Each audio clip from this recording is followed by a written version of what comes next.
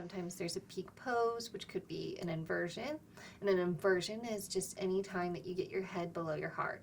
And that has therapeutic benefits because you're just slowing down the circulatory system and allowing people to see kind of what their natural animalistic instinct is and to encourage breathing, because it sounds counterintuitive to breathe while you're upside down, but it helps blood flow and it helps red blood cell count, it helps sleeping, it helps almost anything that you could possibly think of that ails you.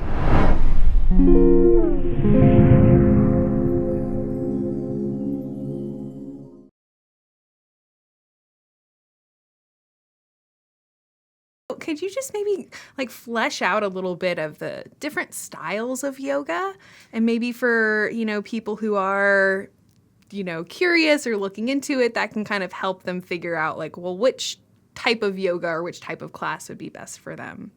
There are quite a few, but I will go over probably the 4 most familiar and popular in the cities that I've lived in. So you have Bikram, it's in the heated room. And then some people have derived hot yoga from that. So hot yoga has become a terminology to where anytime the space or the yoga studio is heated, it can be anywhere from like 80 degrees to 100.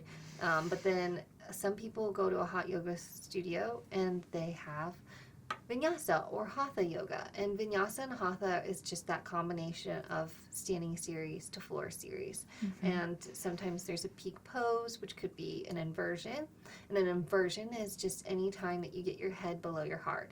And that has therapeutic benefits because you're just slowing down the circulatory system and allowing people to see kind of what their natural animalistic instinct is and to encourage breathing, because it sounds counterintuitive to breathe while you're upside down, but it helps blood flow and it helps red blood cell count, it helps sleeping, it helps almost anything that you could possibly think of that ails you, but we'll get into that later. Then you have the more yin and the restorative styles, and those are where you're very rarely up on your feet, and they really encourage getting your feet above your head too, but in a very soft and gentle way, so that you can work on the fascic tissue that resides in your body. Then from all of those, there's like Iyengar, which is a certain individual who started a different channel of yoga that is very like based in like Vinyasa and Hatha. And then there's forest yoga as well. And then there are different types, like you can read on class styles like candlelit yoga, which could be that all the lights are low and you're just doing yoga from a leader or instructor, which is candles. There's a whole bunch of different types. Yeah. So, I mean, hopefully I illustrated kind of like the channels. Vinyasa and Hatha are like 50-50 standing, 50-50 or a little bit less on the floor. Bikram is the same, but it's heated and it's the same 26 postures. Then restorative in yin on the floor, on the ground a lot. And then what about power yoga? Do you know very much about power yoga? Power yoga would be a subgroup of Vinyasa or Hatha, but it can be heated too. Sometimes it's heated, sometimes it's not. But it is a lot more of holding the poses, and it is a lot of the more aggressive power, not aggressive, but I would say lengthening, strength building postures.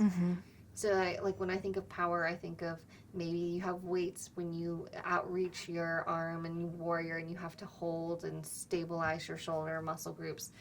Very much more of like the muscle building. Right. Whereas everything in yoga can be kind of very similar to Pilates, of lengthening and working smaller muscle groups so that you can tone and you can build just muscle and anatomy awareness. Like just from like pulling your belly button into your back and then realizing like where to breathe and how to breathe, especially like in downward dog. Those things are like what you learn in each of those yoga classes. Yeah. Yeah. If you'd like to hear this full episode, it's available for free on your favorite podcast apps, including Apple Podcasts and Spotify. To view the full video version of this episode and hundreds of life-changing health and wellness videos, head over to wellnessplus.tv or become a Patreon supporter at patreon.com/Psychetruth. All of the links are available for you down in the description below, and if you enjoyed this content, be sure to subscribe and click that notification